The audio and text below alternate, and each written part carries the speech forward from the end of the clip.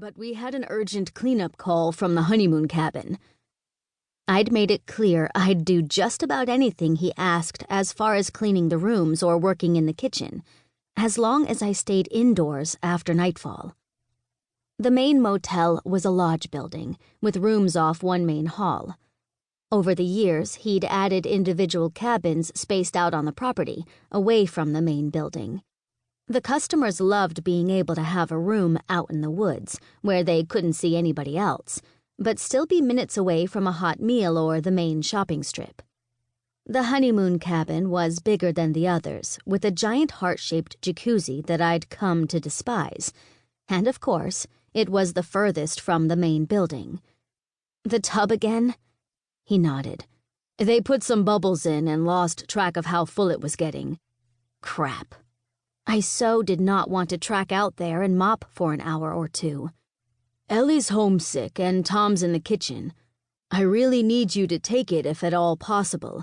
I'll give you a bonus." I could use the money, but my hands were already trembling. It was early. My period probably wouldn't start for another day or two, so the monsters shouldn't have tracked me this far. But that didn't mean they weren't out there, waiting for me to be stupid enough to walk around at night. With a small nod, I turned around and headed down the hall to the back door. I'd stay inside as long as possible, take the shortest route there and get back. I'd leave the cart and run if I had to. Pausing at the door, I crouched down and checked the bucket on the very bottom with my personal supplies. It wasn't much, just a large container of salt and a strip of wood with a few rusty old nails I'd scrounged. Salt and iron were about the only thing I'd found to deter the monsters long enough for me to get to safety. If I could make one of them bleed, the rest of the pack would usually attack the wounded one, buying me more time. I didn't have much of a coat, just a pullover hoodie I now dragged over my head. The cold didn't bother me much, but I got a lot of weird stares if I walked around in the middle of winter without at least some long sleeves on. I checked my pocket, making sure the small pocket knife hadn't fallen out. Taking a deep breath, I closed my eyes and tried to sense anything amiss. Was the trickle of ice down my spine my imagination brought about by fear? Or was there really something out there? I couldn't tell, but it might be the faint white line of salt I'd spilled at the door when I first came here.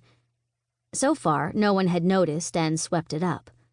It helped that they put salt on the sidewalks to keep them from being slippery. Another thing that might keep me somewhat safe tonight if I stuck to the sidewalk. I stepped outside, my shoulders tight, my eyes straight ahead, and I walked with a mission. 5 minutes and I'd be at the cabin, 10 at most. My heart thudded with anxiety, but the air smelled incredible. Clean and fresh, frosty with a hint of snow.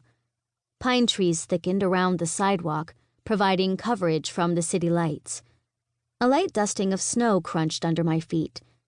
For a moment, I was away from the noise of the streets, surrounded by nature's peace, and I relaxed despite my fears. I loved this place. It felt so right, natural. Maybe I could come back in a few months.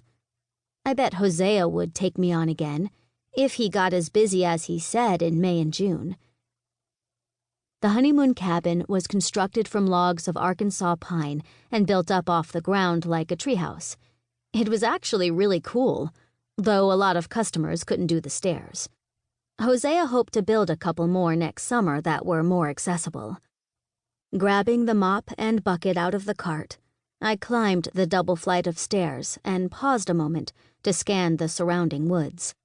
Opening my senses, I tried to find anything out of place.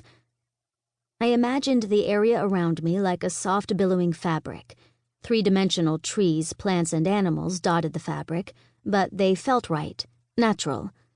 People were like blinking fireflies, floating here and there or streaming in rivers that I knew were the highways downtown. Some areas glowed brighter, where more people gathered for dinner or work. The monsters always